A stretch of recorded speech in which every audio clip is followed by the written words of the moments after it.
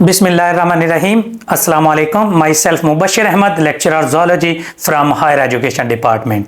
बेटा, आज की इस वीडियो के अंदर हम असिस्टेंट डायरेक्टर वाइल्ड लाइफ का जो पेपर है वो डिस्कस करेंगे 2017 और 19। मैंने इधर 19 सिर्फ लिखा है, 2017 का और 19 का जितने क्वेश्चन अवेलेबल थे मेरे पास लैपटॉप में सेव थे, तब से वो सारे पेपर बेटा इसके अंदर जो क्वेश्चन हैं वो मैंने डाल दिए हैं, वो हम डिस्कस करेंगे।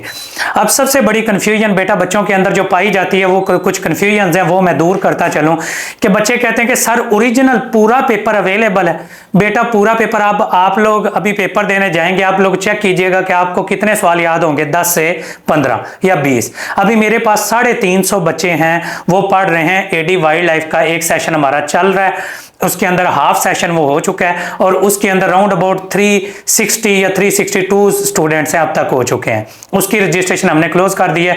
न्यू सेशन हम 10 अक्टूबर से स्टार्ट करने जा रहे हैं, जिसके अंदर complete assistant director wild life की तैयारी करवाएंगे। अब पेपर के बारे में हम डिस्कस कर रहे थे कि पेपर बेटा पूरा अवेलेबल नहीं होता। पीपीएससी अपने पेपर लीक आउट नहीं करता। सिंध पब्लिक सर्विस कमीशन के आपको कहीं ना कहीं पर ओरिजिनल नजर आ जाएंगे, केपीके के ओरिजिनल नजर आ जाएंगे, कोई इक्का दुक्का पेपर। ये पेपर कैसे अवेलेबल हो सकता है कि आप लोग पेपर सॉल्व करके बाद में जो उधर स्टाफ बैठा होता है उनको कहें कि सर स्क्रीनशॉट वो तस्वीर उतार लेने दे। अगर वो किस्मत से किसी ने उतार ली तो वो पेपर बाहर आ जाए तो आ जाए, अदरवाइज ये पेपर इस तरह से ओरिजिनल लाइन टू लाइन देखना वो पॉसिबल ही नहीं होता। पहले हमने 2022 के जाहिर 2016-17 के अंदर हम लोगों ने ये ऑनलाइन पढ़ाना जब शुरू किया था हमारी सिलेक्शन के बाद, तो तब इतने बच्चों के साथ यूज टू नहीं थे, हम भी इतने यूज टू नहीं थे, तो बच्चों को जो जो सवाल याद हुए तब हमने टाइप कर लिए। अब 2022 के अंदर जब तैयारी करवा रहे थे, मैं एडी वाइल्ड लाइफ की तैयारी करवा रहा था, तो तब मैक्सिमम क्वेश्चंस हैं वो हम लोगों ने डिस्कस किए हुए, वो वीडियो पड़ी है 2022 के पेपर की मैक्सिमम क्वेश्चंस की वीडियो पड़ी हुई है, जिसमें तो 80 to 90 क्वेश्चंस हैं वो डिस्कस किए हैं। उसमें भी एरर्स हो सकते हैं, थोड़ी सी जो स्टेटमेंट है वो मॉडिफाई, क्योंकि कई बच्चे ना सिर्फ लफ्ज बताते हैं कि सर ये भी सवाल आया था, सर ये भी सवाल आया था, तो स्टेटमेंट्स को मॉडिफाई थोड़ा सा किया हुआ होता है। तो असिस्टेंट डायरेक्टर वाइल्ड लाइफ के बेटा जो पेपर हुए हैं पिछले कई सालों के अंदर, वो मैं बता देता हूं। 2017 में जिसके अंदर मेरा अपना टेस्ट क्लियर हुआ था, उसके बाद 2019 में आया, फिर 2022 में आया, अब 2024 में 3 पेपर यानी कि अवेलेबल हो सकते हैं। अब वो तीनों में से 2022 का ऑलमोस्ट कंप्लीट पेपर डिस्कस है, क्योंकि मेरे पास काफी स्टूडेंट्स थे।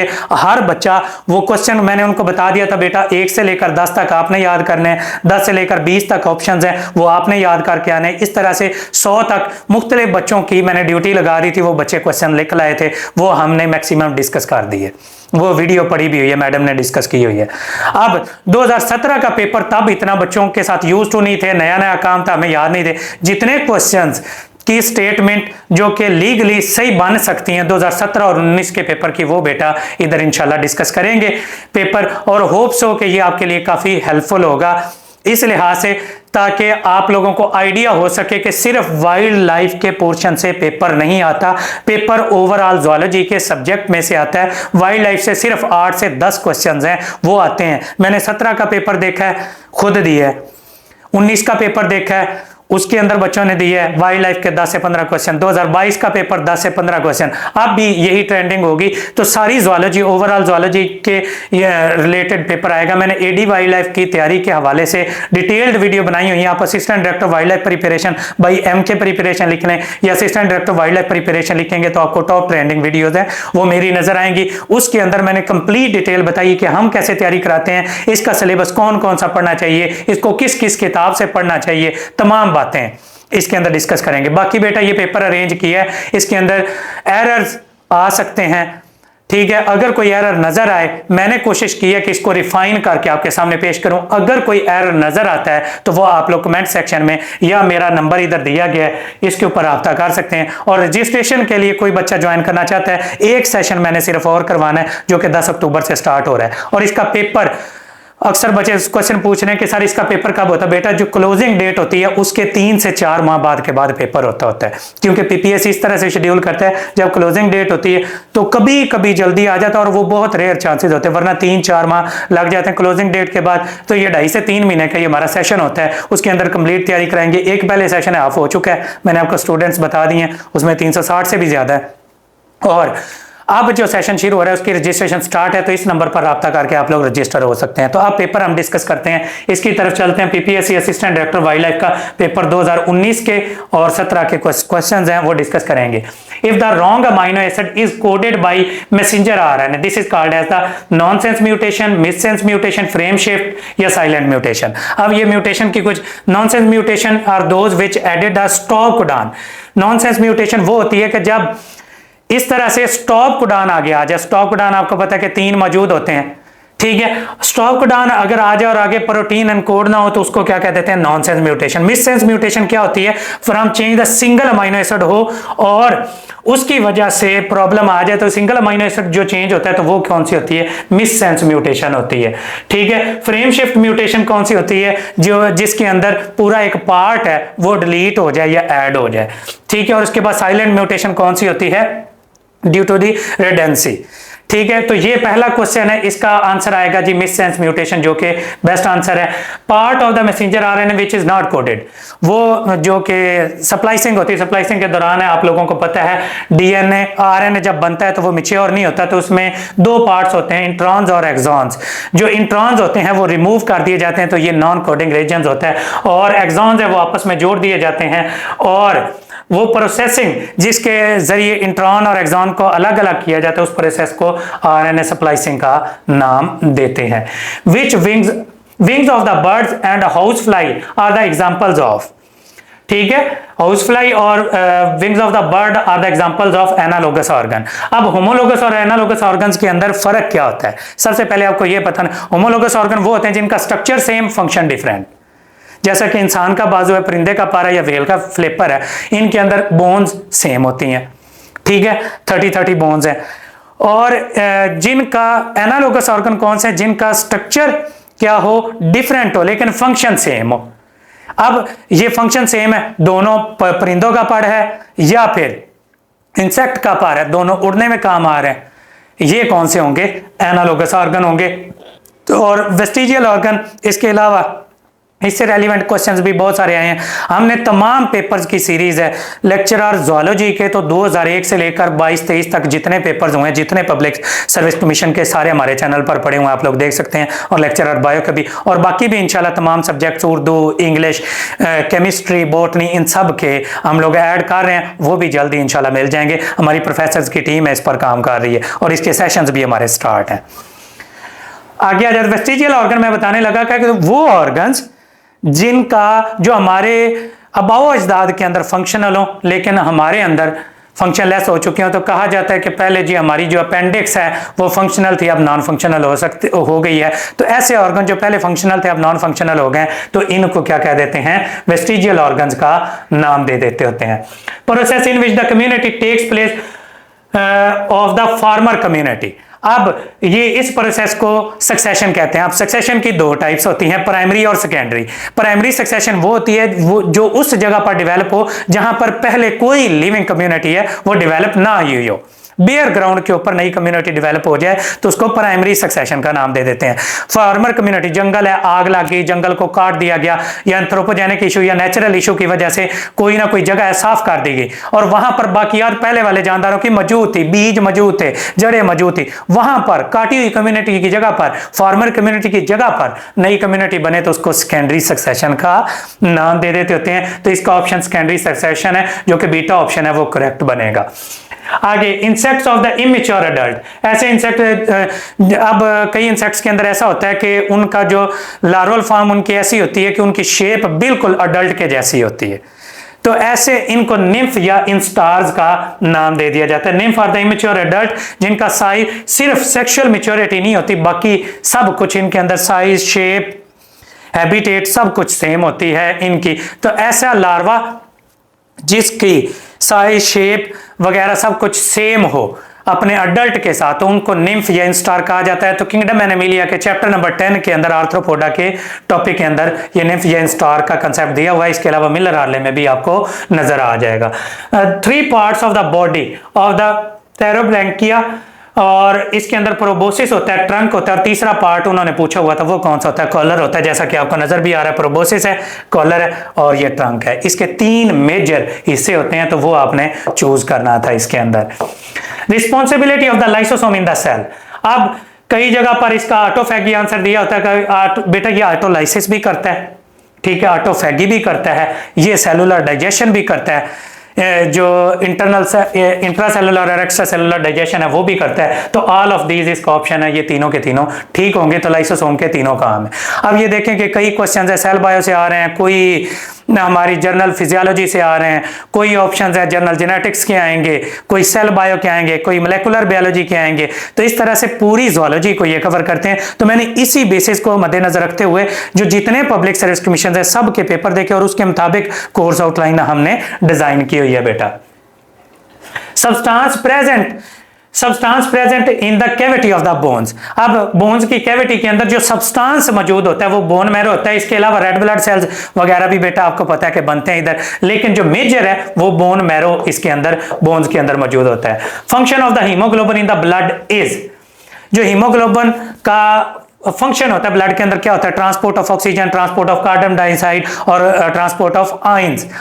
तो आयंस वगैरह की ट्रांसपोर्ट करना, तो तमाम के तमाम ऑप्शंस हैं, ये ठीक है।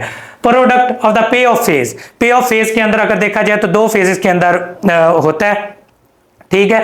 तो जो सेकंड फेज होता है ग्लाइकोलाइसिस का वो पे ऑफ फेज कहलाता है। इसके अंदर 2 एटीपी और 4 एटीपी और 2 एनएडीएच बनते हैं। और इसके अलावा भी क्वेश्चन आता है कि ग्लाइकोलाइसिस का टोटल नेट प्रोडक्ट क्या होता है। नेट प्रोडक्ट बेटा इसके अंदर 2 एटीपी बनते हैं, क्योंकि 2 इसके अंदर यूटिलाइज हो जाते हैं जो पहले वाला फेज होता है उसके अंदर। और नेट प्रोडक्शन अगर आए तो 2 एटीपी और 2 एनएडीएच आएगा। और अगर सिर्फ पे ऑफ फेज का पूछा हुआ है तो 4 एटीपी और 2 एनएडीएच इसके अंदर बनते हैं बेटा, ये इसका ऑप्शन होगा।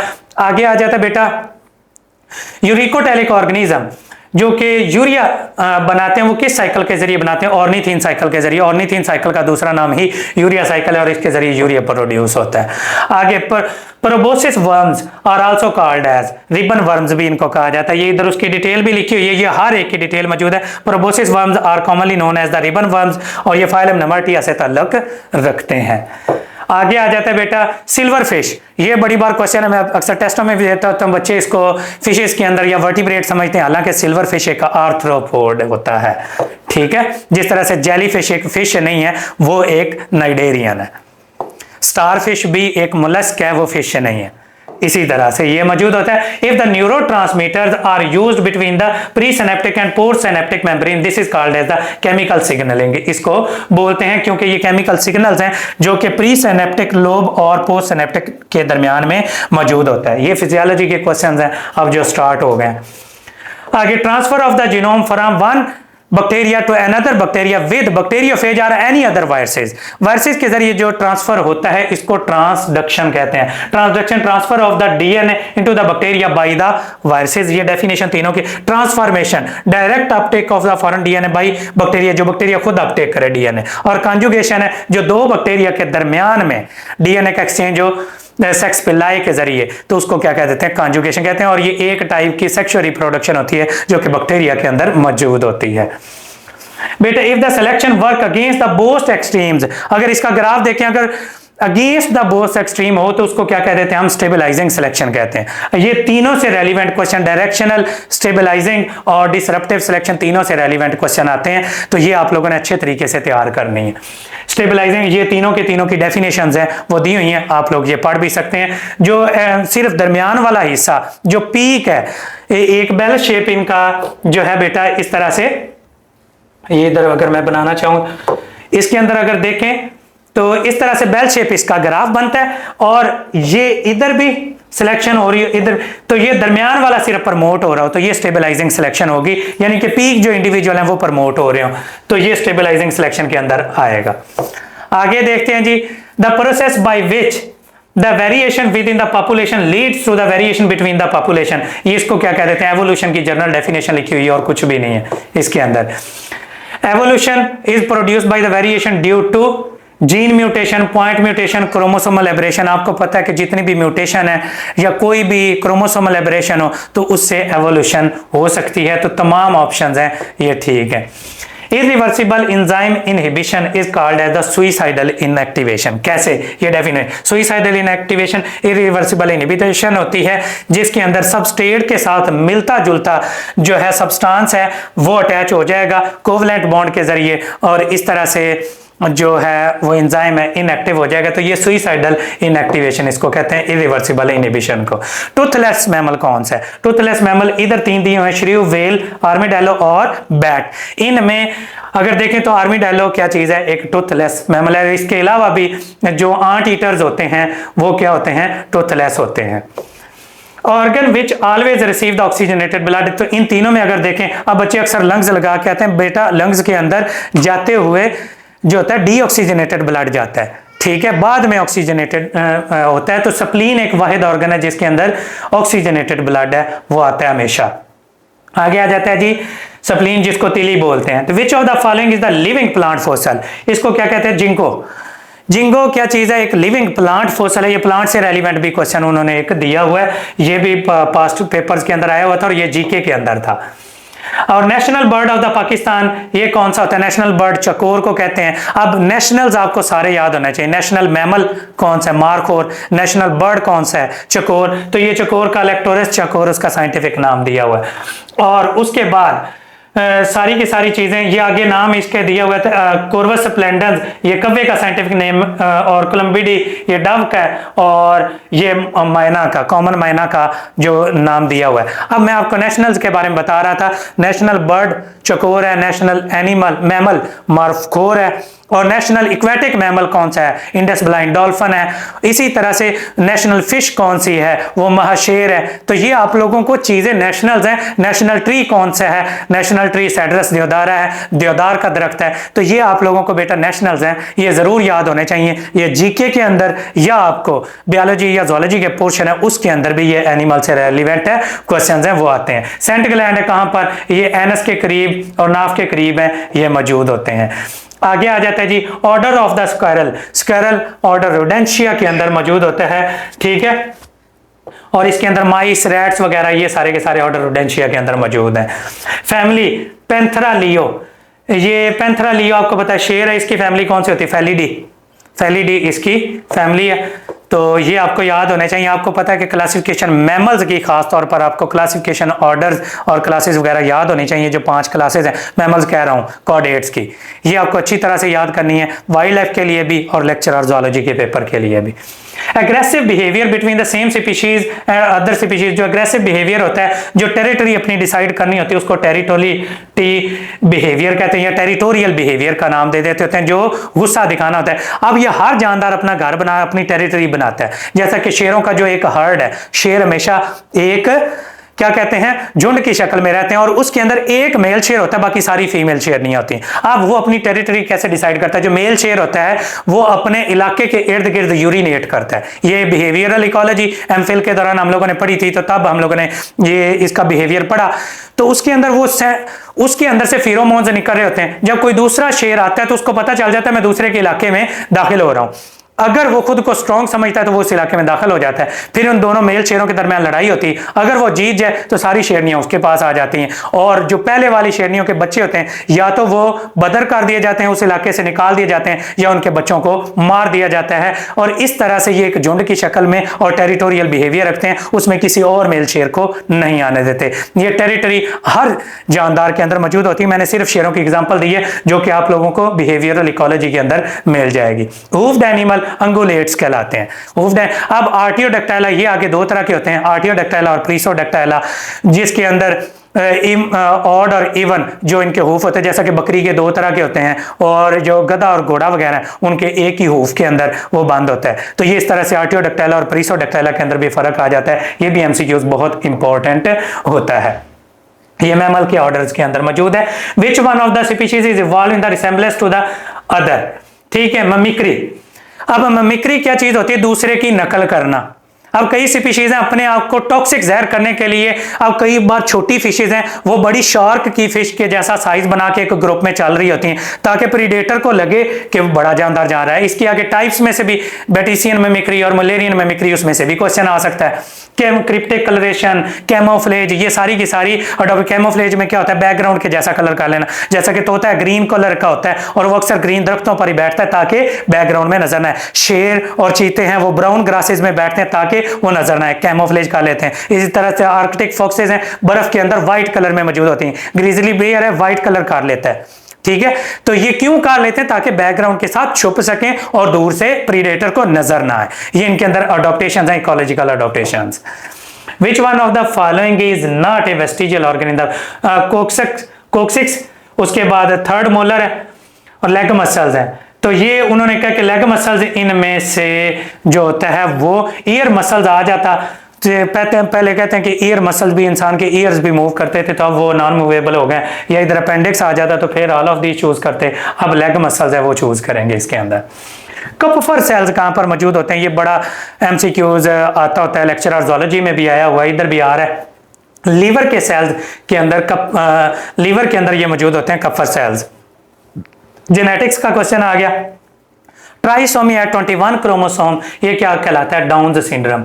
ये तीनों लिखे हुए हैं, क्लाइनफेल्टर, टर्नर सिंड्रोम और डाउन सिंड्रोम। डाउन सिंड्रोम में 21 क्रोमोसोम एक्स्ट्रा आ जाता है, टर्नर सिंड्रोम में एक्स क्रोमोसोम खत्म हो जाता है, क्लाइनफेल्टर सिंड्रोम के अंदर एक्स क्रोमोसोम 1 या 2 या 3 तक ज्यादा हो जाते हैं। अब XXY की कंडीशन ये कौन सी होती है, जिसके अंदर इंटरसेक्स यानी कि खाजा सरा वगैरह पैदा होते हैं, एक एक्स क्रोमोसोम है वो एक्स्ट्रा हो जाता है, तो ये आप लोगों को पता होना चाहिए। उसके बाद आगे आ जाता है जी logo of WWF, world wildlife fund for Pakistan है, IUCN है, या कि इसी तरह से NGOs हैं, उनके लोगोस का पता होना चाहिए और वो काम क्या कर रही है। WWFP, world wildlife fund for Pakistan, इसका जो बेटा होता है लोगो कौन सा है, पैंडा इसका लोगो है, ठीक है। हम लोग ऑफिशियली इसके मेंबर्स भी हैं, तो आप लोग भी इसकी मेंबरशिप है वो ले सकते हैं WWF की, हम पहले इसके लिए भी काम करते रहे। Summer sleep is called as, summer sleep. अब जो विंटर स्लीप होती है, हाइबरनेशन होती है, ये सर्दियों में होती है। जो समर स्लीप या डेली टॉर्पर होता है, एस्टिवेशन क्या होती है, ये इसको समर स्लीप कहते हैं, जो गर्मियों में इनएक्टिव हो जाता है जानदार। Green house effect proceed to global warming, green house effect जितना ज्यादा होता जाएगा, कार्बन डाइऑक्साइड उतनी ज्यादा होती जाएगी, टेम्परेचर डे बाय डे बढ़ता जाएगा जैसा कि आजकल हो रहा है, और ग्लेशियर पिघलते जाएंगे, जिससे क्या हो जाएगी, हम कह देंगे जी ग्लोबल वार्मिंग होगी। ग्लोबल सोनार सिस्टम किसके लिए यूज होता है, सोनार सिस्टम बेटा ये इको लोकेशन के लिए यूज होता है। ये इंडस डॉल्फिन वगैरह और इसके अलावा बेटा कई जानदार हैं जो इको लोकेशन को यूज करते हैं, जैसा कि बैट्स वगैरह में चीख मार के अपनी जो चीजें हैं। इसके अलावा ये इंडस डॉल्फिन है, ये भी चीख मारती है, तो उसके जरिए अपना ये प्रे हैं वो ढूंढते हैं, इको लोकेशन के जरिए रास्ता भी ढूंढते हैं। ये सोनार सिस्टम इको लोकेशन ये यूज होता है बेटा किसके लिए, इकोलोकेशन के लिए। आगे आ जाता है जी primary lysosomes are called as the storage granules. क्यों स्टोरेज ग्रैन्यूल्स कहलाते हैं, क्योंकि इसके अंदर एंजाइम्स हैं और एक्स्ट्रा सेलुलर मटेरियल है वो स्टोर होके आ रहा होता है। आगे इलेक्ट्रॉन ट्रांसपोर्ट चेन है, ये कहां पर मौजूद होती है, माइटोकॉन्ड्रिया के इनर मेम्ब्रेन के अंदर ये बेटा मौजूद होती है, जो कि Krebs cycle, electron transport chain और क्रेब्स साइकिल दोनों के दोनों ही माइटोकॉन्ड्रिया के अंदर होते हैं। इलेक्ट्रॉन ट्रांसपोर्ट चेन के अंदर बेटा ATP प्रोडक्शन होती है। आगे उसके बाद आगे आ जाता है ABO ब्लड ग्रुप सिस्टम है इन द ह्यूमन। ये क्या रिप्रेजेंट करता है, पॉलीजेनिक ट्रेट है, मल्टीपल अलील है, इनकम्प्लीट डोमिनेंस है, क्या चीज है, तो ये मल्टीपल अलील है कि I जो जीन होती है उसके ऊपर IA, IB या स्मॉल I A होगा तो ब्लड ग्रुप A होता है, IB होगा ब्लड ग्रुप B होता है, स्मॉल I होता है तो वो ब्लड ग्रुप वो होता है। वो पॉजिटिविटी नेगेटिविटी फिर RH फैक्टर्स की बेस पर आ जाती है। Gene which move together in the next generation, ऐसी जीन्स जो कि सेग्रीगेट नहीं होती, इंडिपेंडेंटली असॉर्ट नहीं होती। लॉ ऑफ सेग्रीगेशन और इंडिपेंडेंट असॉर्टमेंट में यही कॉन्सेप्ट्स बताए हुए हैं। ये जो लॉज हैं, मेंडल के लॉज हैं, किन जीन्स पर अप्लाई नहीं होते, ये सारे के सारे क्वेश्चंस आए हुए हैं, लिंक्ड जीन्स पर अप्लाई नहीं होते, तो ये इसका आंसर क्या आ जाएगा, लिंक्ड जीन्स आ जाएगा। Walking and running animals are called as the bipedal, जैसा कि हम लोग हैं, या क्वाड्रोपेडल जो कि चुपाए होते हैं, चार पांव पर चलते होते हैं।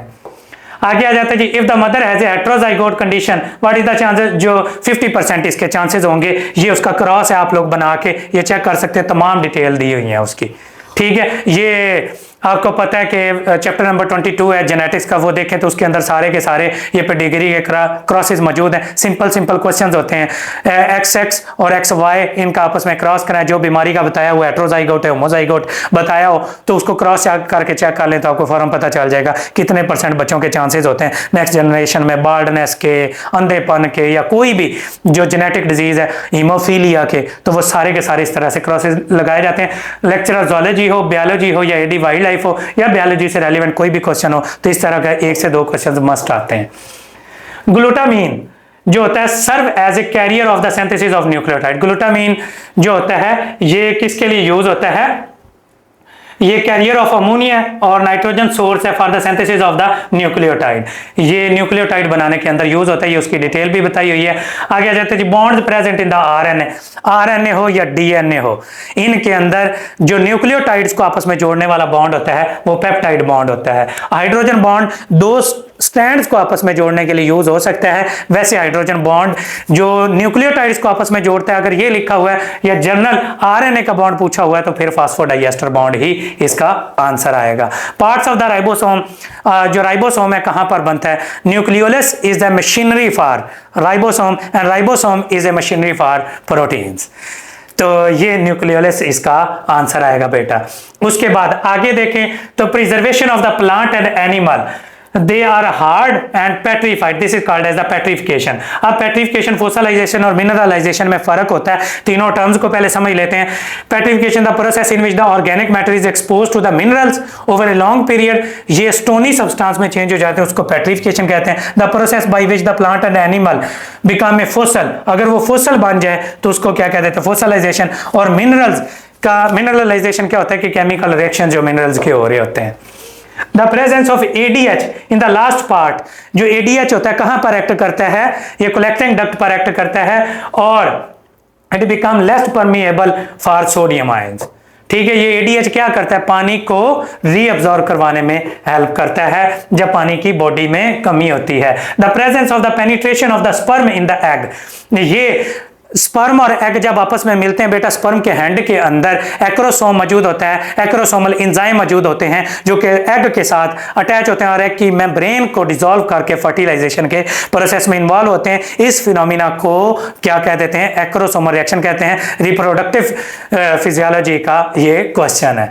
चिकन एग, ये टीलोलेसिथल है, फिर रिप्रोडक्शन से रेलिवेंट क्वेश्चन है। आइसोलेसिथल, टीलोलेसिथल, मीजोलेसिथल, ये सारे के सारे एग्स की टाइप भी आपको याद होनी चाहिए, क्लीवेज और उसकी टाइप भी याद होनी चाहिए, इनमें भी कंफर्म क्वेश्चंस हैं वो आते हैं। आगे आ जाता है जी, nucleotide by which provide the direction of the movement of the kino, वो न्यूक्लियोटाइड जो कि अकाइनोडर्म्स के स्पर्म्स को मूव करने में हेल्प करते हैं, उसको रिसेक्ट का नाम बोल देते हैं। ये स्मॉल स्पर्म्स होते हैं जो कीमो अट्रैक्शन की वजह से मूव करते हैं। Cells of the cleavage, cleavage के जरिए जितने भी सेल्स बनते हैं उनको ब्लास्टोमेयर्स का नाम दिया जाता है। तो animals which develop from the parthenogenesis, parthenogenesis के जरिए ड्रोन्स हैं वो बनते हैं। अब 3 तरह की मक्खियां होती हैं, एक होती हैं बेटा क्वींस। क्वीन क्या होती है, क्वीन जो कि फीमेल जो होती है शहद की मक्खी होती है जो कि अंडे देती है, जो कि रॉयल जेली खाती है, मलका होती है पूरे छत्ते की। वर्कर बीज कौन सी होती है, जो नेक्टर कलेक्ट करती हैं, वो भी फीमेल्स होती हैं। मेल हैप्लाइड होते हैं, पार्थिनोजेनेसिस के जरिए पैदा होते हैं, जो है फर्टिलाइज नहीं होते उनसे पैदा होते हैं। ये ड्रोन्स हैं, ये सिर्फ छत्ते के अंदर रहते हैं और इनका काम सिर्फ फर्टिलाइजेशन होता है।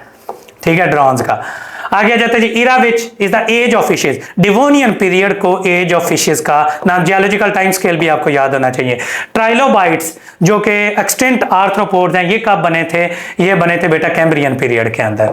आगे आ जाते हैं जी, बैक्टीरिया एंड साइनोबैक्टीरिया, प्रोकैरियोट्स हैं तो किंगडम मोनेरा से ताल्लुक रखते होंगे। Which is called as the secondary pollutant, sulphuric acid क्या चीज है, सेकेंडरी पोल्यूटेंट है। प्राइमरी पोल्यूटेंट वो होते हैं जो डायरेक्ट सोर्स से निकलते हैं और आफ्टर रिएक्शन जो बनते हैं वो सेकेंडरी पोल्यूटेंट होते हैं जो कि एसिड रेन के अंदर नीचे आते हैं। Final digestion of the protein occur, जितनी भी फूड हम खाते हैं उसकी कंप्लीट डाइजेशन जो होती है वो स्मॉल इंटेस्टाइन में होती है और एब्जॉर्प्शन भी लार्ज इंटेस्टाइन में सिर्फ वाटर और साल्ट्स हैं वो एब्जॉर्ब होते हैं। Variety of animal and the plants जो कि एक इकोसिस्टम में मौजूद होती है उसको बायोडाइवर्सिटी का नाम दे देते होते हैं, ये स्पेशल टर्म यूज की जाती है। आगे आ जाता है जी, the complete layer of the bacteria on the agar is called as the lawn. जो हम बैक्टीरिया को जब कल्टीवेट करते हैं, पालते हैं, लैब के अंदर कल्चर करते हैं, तो उस टाइम जो लेयर बन जाती है बैक्टीरिया की पेट्री डिश के अंदर, उसको लॉन का नाम बोल देते हैं। उसके बाद heart beat is regulated by which, heart beat जो हमारा natural pace maker of the heart होता है वो कौन सा होता है, साइनो आर्टीरियल नोड जो होता है, ऐसे नोड है वो कौन सा होता है, natural pace maker of the heart होता है। बीटा ऑक्सीडेशन या बीटा लिपिड ऑक्सीडेशन या बीटा ऑक्सीडेशन लिखा हुआ हो तो ये जितनी भी ऑर्गेनेल्स हैं उनके फंक्शंस हैं, ये बड़े इंपॉर्टेंट होते हैं। बीटा ऑक्सीडेशन है, ये भी किस में इन्वॉल्व, इसमें कौन इन्वॉल्व होता है, माइटोकॉन्ड्रिया इन्वॉल्व हो रहा होता है। Sulphur amino acid which relatively non polar, जो मेथियोनिन अमाइनो एसिड होता है ये सल्फर अमाइनो एसिड होता है, नॉन पोलर होता है। Inactive x chromosomes is the somatic cell in the female is called as the bar bodies। ठीक है, एक्स सेल जो इनएक्टिव हो जाता है, ये सेक्स क्रोमोसोम में तो एक्टिवेटेड होता है, जो सोमैटिक सेल्स होते हैं उनमें नॉन एक्टिव हो जाता है, तो उसको क्या कह देते हैं, बार बॉडीज का नाम दे देते हैं। Carbon use for radio active carbon dating, या फिर ये जो रेडियो एक्टिव कार्बन होती है वो कौन सी होती है, C14 होती है, बाकी नहीं होती। Rocks formed from the sandstones, sedimentary rocks होती हैं। सेडिमेंट्री रॉक्स की एक खासियत ये भी होती है कि ये लेयर्स की फॉर्म में मौजूद होती है, और सबसे ज़्यादा फोसल्स हैं वो सेडिमेंट्री रॉक्स के अंदर मिलते हैं। जो पैलियोंटोलॉजी वाले हैं वो जाते ही सेडिमेंट्री रॉक्स देखने हैं, जैसा कि कलर कार या पोटोहार रीजन में बड़े फोसल्स हैं वो मिलते हैं। आगे आ जाते हैं जो ऑर्गेनिज्म है हैविंग ए फीमेल कैरेक्टरिस्टिक्स, ठीक है, और जो बोथ मेल और फीमेल इसके अंदर सेक्स ऑर्गन्स मौजूद हों तो उसको क्या कहते हैं, गैनेंड्रोमॉर्फ कहते हैं। जिसमें मेल और फीमेल दोनों सेक्स ऑर्गन मौजूद हों तो गैनेंड्रोमॉर्फ कहलाता है। और जो हर्माफ्रोडाइट होता है, मेल और फीमेल के कैरेक्टरिस्टिक्स जनरली मौजूद होना, ठीक है, दोनों के सेक्स ऑर्गन मौजूद होना गैनेंड्रोमॉर्फी कहलाता है। Factor which causes the birth defect teratology, teratogens हैं वो फैक्टर्स हैं जो कि क्या कहलाते हैं, जो बर्थ डिफेक्ट्स काज कर सकते हैं। तो आगे आ जाता है बेटा set of chromosome in the organism. Karyotype बच्चे अक्सर लगाते हैं बेटा, कैरियोटाइप नहीं, जीनोम भी वही चीज है, total genetic makeup of individual. Karyotype क्या है कि सेट ऑफ क्रोमोसोम है, जेनेटिक मटेरियल भी वही चीज है, तो ऑल ऑफ दीज इसका प्रॉपर ऑप्शन है वो बनेगा। और उसके बाद अफ्रीका और अमेरिका को जो सेपरेट करता है ओशन, आगे आ गया जी जियोग्राफी से रेलिवेंट क्वेश्चन, तो वो अटलांटिक ओशन है जो कि इन दोनों को सेपरेट कर रहा होता है। ये बेटा 71 क्वेश्चंस थे जो दोनों ईयर्स के पेपर्स में से आए थे, 2017 और 19 में से जितने क्वेश्चंस कलेक्ट कर सकते थे। तो ये कोशिश की गई है कि उनको प्रॉपरली अरेंज करके तो वो शेयर किया जाए, और होप्स हो कि ये पेपर आपको पसंद आया होगा। और अगर मजीद इस तरह की वीडियो देखना चाहते हैं तो हमारे चैनल के साथ कनेक्टेड रहिए। एमके प्रिपरेशन के पेज पर भी, फेसबुक पेज एमके प्रिपरेशन के नाम से या यूट्यूब चैनल है, तो उसको सब्सक्राइब जरूर करें, और ये वीडियो को शेयर करें, लाइक करें और सब्सक्राइब करें हमारे यूट्यूब चैनल को। और इसके अलावा अगर आप lecturer biology, zoology, Urdu, English, chemistry, mathematics, physics और इन सब्जेक्ट्स की अगर आप तैयारी करना चाहते हैं तो आप लोग दिए गए नंबर, जो कि पहली स्लाइड के ऊपर मैंने नंबर दिया था, उस नंबर पर रब्ता करके आप लोग हमें ज्वाइन कर सकते हैं। अभी लेक्चरर ज़ूलॉजी का एडी वाइल्ड लाइफ का सेशन और लेक्चरर बायोलॉजी और बॉटनी का सेशन है वो 10 अक्टूबर से स्टार्ट होने जा रहा है, तो जो भी स्टूडेंट्स ज्वाइन करना चाहते हैं तो गिवन नंबर पर रब्ता कर सकते हैं। तो बाकी डिटेल्ड वीडियो जो एडी वाइल्ड लाइफ की हैं 3 से 4 पढ़ी हुई हैं, आप सिर्फ एडी वाइल्ड लाइफ प्रिपरेशन या assistant director wild life PPSC assistant director wild life preparation लिखेंगे, आपको टॉप ट्रेंडिंग मेरी वीडियो नजर आएंगी जिसमें सिलेबस की डिवीजन, तैयारी कैसे करते हैं, हम कैसे तैयारी करवाते हैं, तमाम डिटेल्स मौजूद हैं, तो वो देख लीजिएगा। बाकी best of luck to all of you, अल्लाह ताला की ज़ात है आप सबको कामयाब करे। Thank you so much and अल्लाह हाफिज़।